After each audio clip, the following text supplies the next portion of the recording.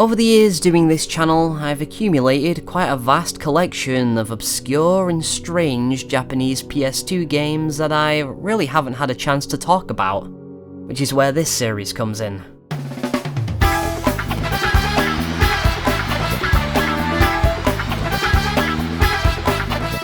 I am sure that you may already realize that you are a mosquito, the insect that bites people and makes them feel itchy. The PS2 was home to many oddities that would never get made today.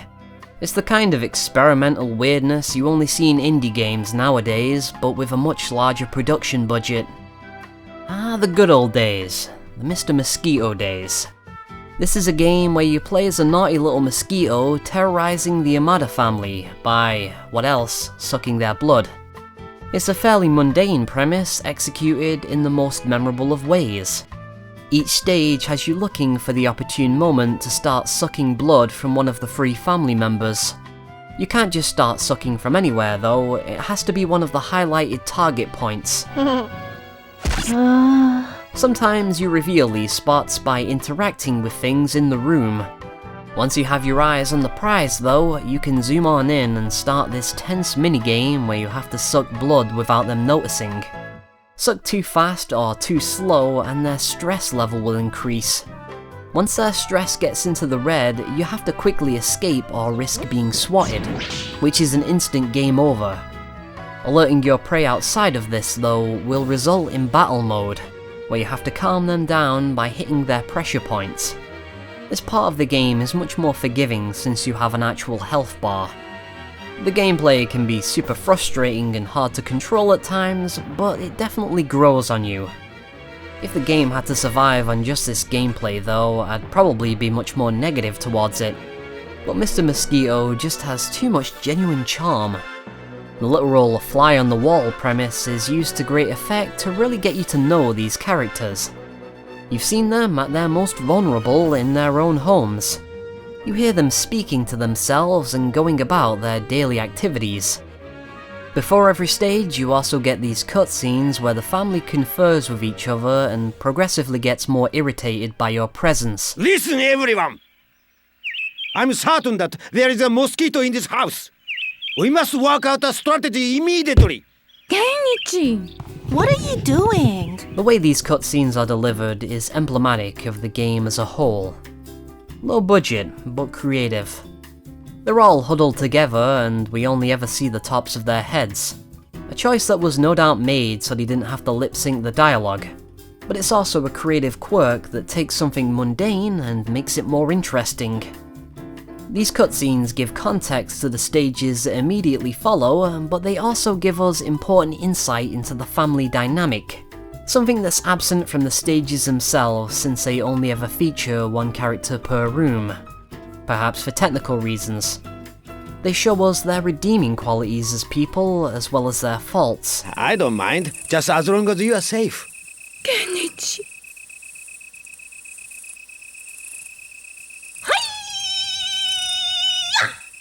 You're bothering the neighbors! Keep it down! Mr. Mosquito himself has a questionable moral compass.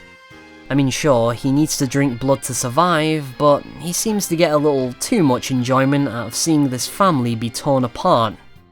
Or perhaps he's simply a force of nature, cold and uncaring. Nature forces us to confront ourselves and ask if we're truly as civilized as we think we are in this modern age. At the end of the game, we see Mr. Mosquito face each member of the household in progressively more ridiculous bouts. This culminates in an insanely difficult final boss against the family patriarch, Kenichi, who is no longer messing around. He starts breaking out Street Fighter moves and everything. You bloody pest! This is quite a development from the mild-mannered husband we see at the beginning of the game. Truly an interesting game that deconstructs the family unit. It shows us how there's chaos brewing under the surface of every household. And sometimes all it takes to unravel the whole thing is one pesky mosquito. This isn't the most fun game you can play on the PS2, but its story, tone, and general wackiness definitely elevates it into something more. though I can't help but think this game is someone's thinly veiled fetish material. Speaking of giantesses, that brings us to the next game we're going to be taking a look at, Demolition Girl. You know, I can't help but think that the title screen of this game looks strangely familiar. Anyway, Demolition Girl is a game of the Simple 2000s series, a long line of budget games that were produced by D3 Publisher. The most famous titles to come out of this series are Earth Defense Force, Onichambara, and perhaps this one. It's an appropriate Simple 2000s game to start with, since it stars the character who could be considered the mascot of the brand, Riho Futaba.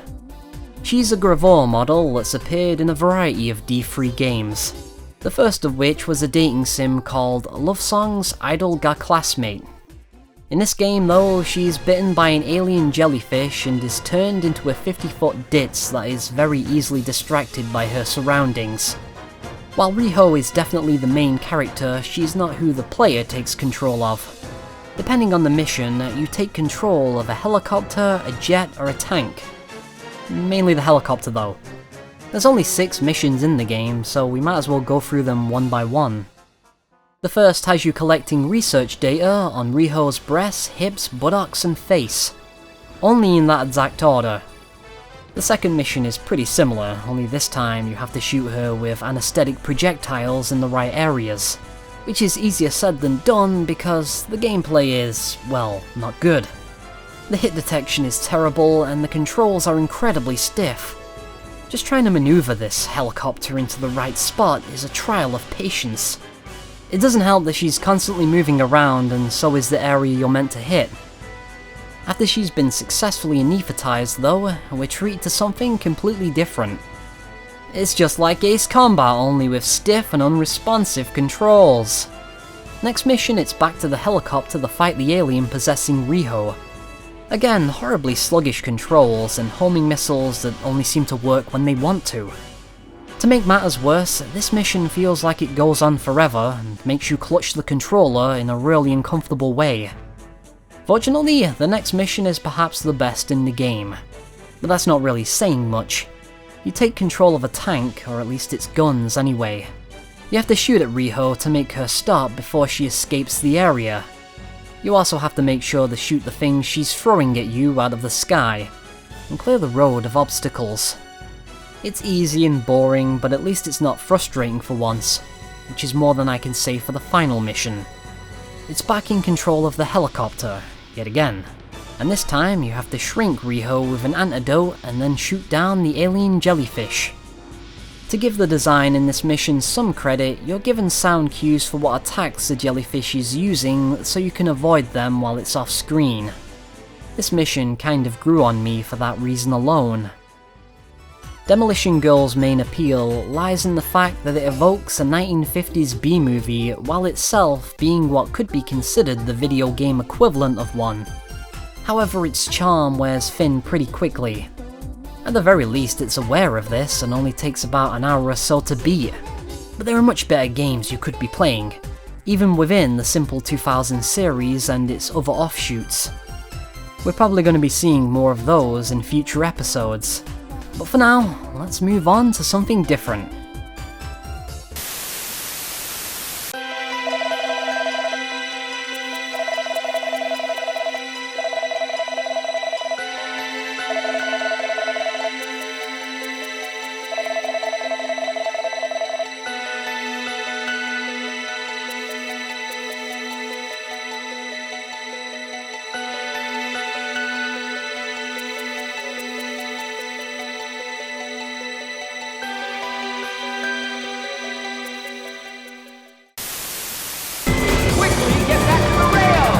It's X-treme Express World Grand Prix, a racing game with trains.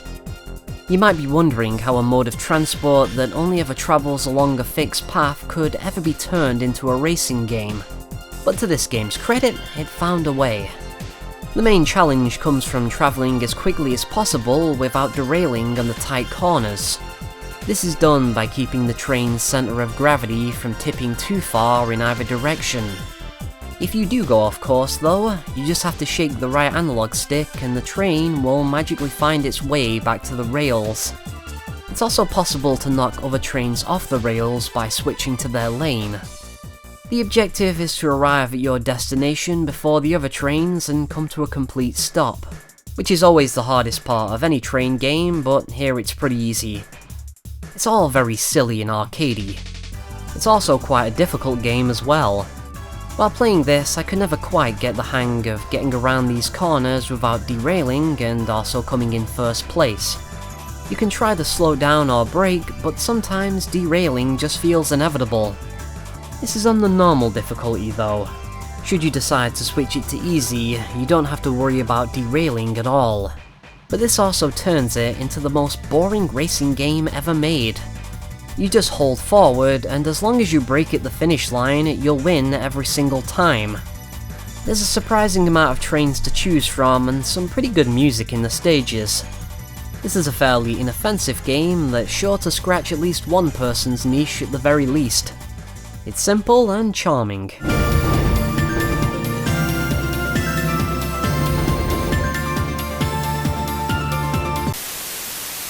BCV! Battle Construction Vehicles! This one is a very early PS2 title by developer ArtDink, who would later go on to make all of those really cool Macross games that never left Japan.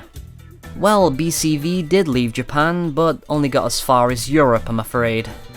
It's a fascinating game to me personally, not because of its insane premise, which we'll get to shortly, but because of its incredibly unique English dub. I was born in a construction vehicle. No one can match my control.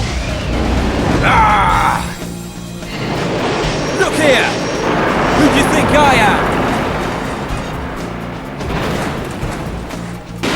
Hayato Kongo. If you've ever wanted to hear actors with British accents spouting hot-blooded manga dialogue, then this is the game for you. Reminds me of the English dub of Urusei Yatsura that briefly aired over here. What do you say, Taro? Will you save the planet and all mankind? Fuck off! BCV follows a man named Hayato Kongo as he reluctantly leads his late father's construction company. Their rival, the corrupt and powerful Shirabe Corporation, has taken over all of the factories and reduced the Kongo group to next to nothing.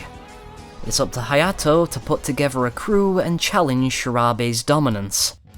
Both of these things are accomplished by construction vehicle duels, of course. Cranes, bulldozers, excavators, and other types of heavy machinery are utilized in these one-on-one battles. The gameplay is extremely simple, but I couldn't tell you with confidence how it actually works.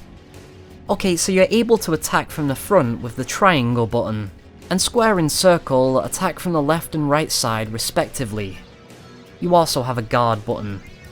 There are special attacks as well, where you have to make your opponent enter the circle around your vehicle, but you have no control over when this activates. Is it random? Well, I'm not entirely sure, because, like many mechanics in this game, neither the game itself nor the manual explains or even hints at them. It's something you just have to figure out as you fumble your way through it.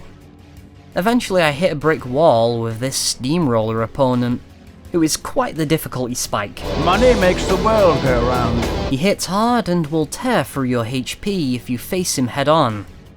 It's here I discovered that you can charge the attack if you hold down the button. It's not very effective though. Instead, it's better to use the special ranged attack that each vehicle has. This is done by, pressing down and then the triangle button? That's how I did it anyway. It worked like maybe half the time, so I think that's the correct button input. No idea. Like I said, none of this is ever explained anywhere. There's some sort of clashing mechanic that randomly happens too.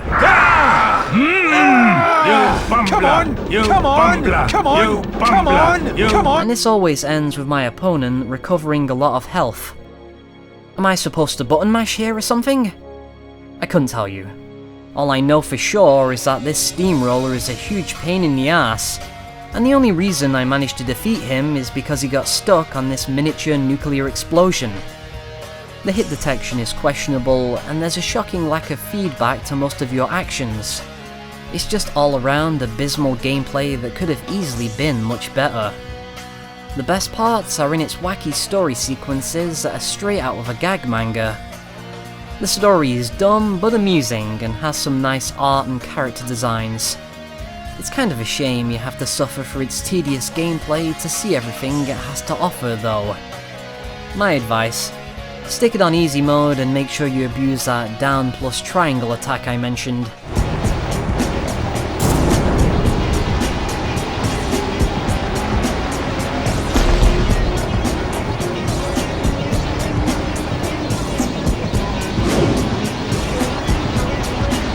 Oh boy, the good old days. The Mr. Mosquito days.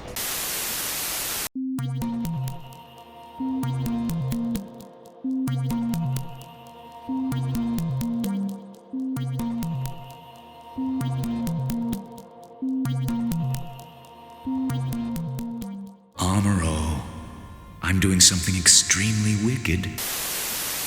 It's been a while since I've talked about a Gundam game on this channel.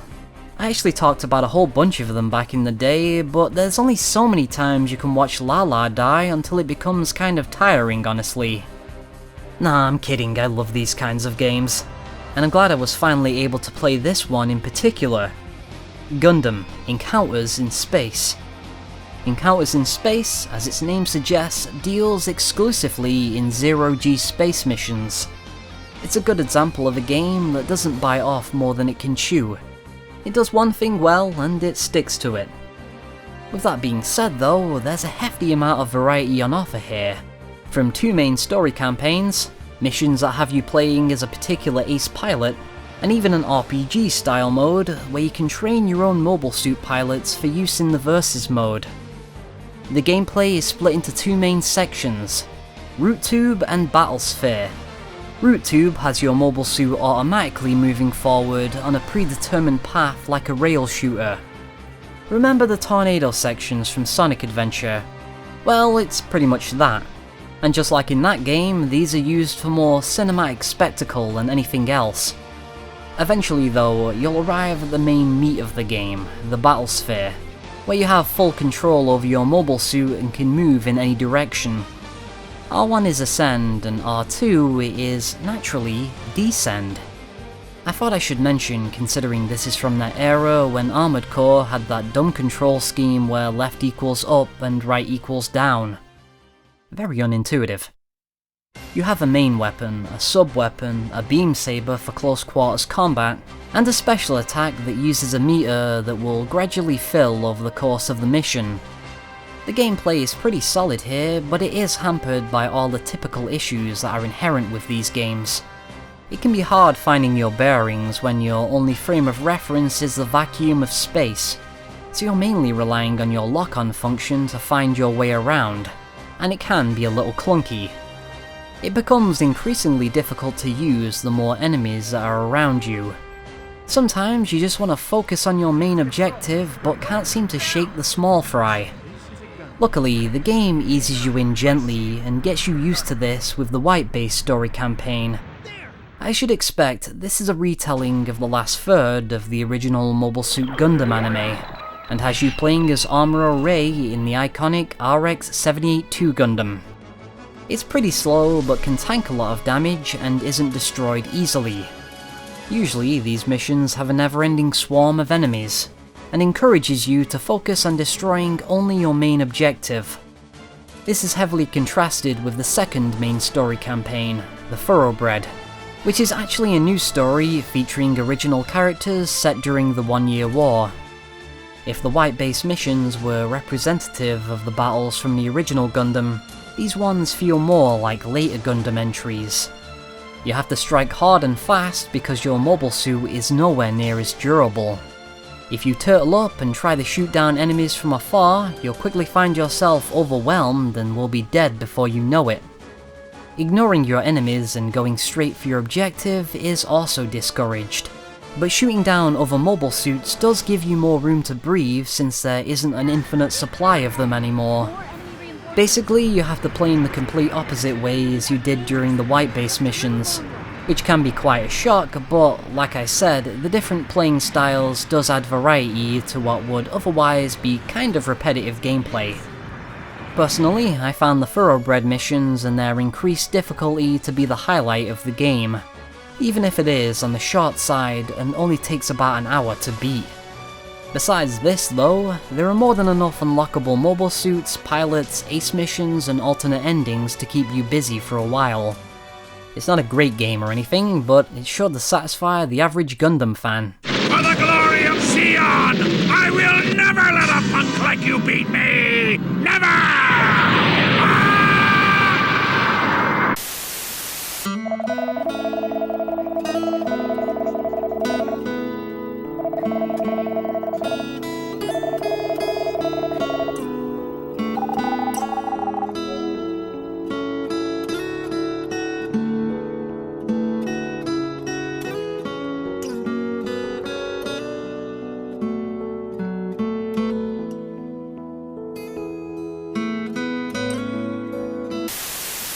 That's enough games for now, thank you.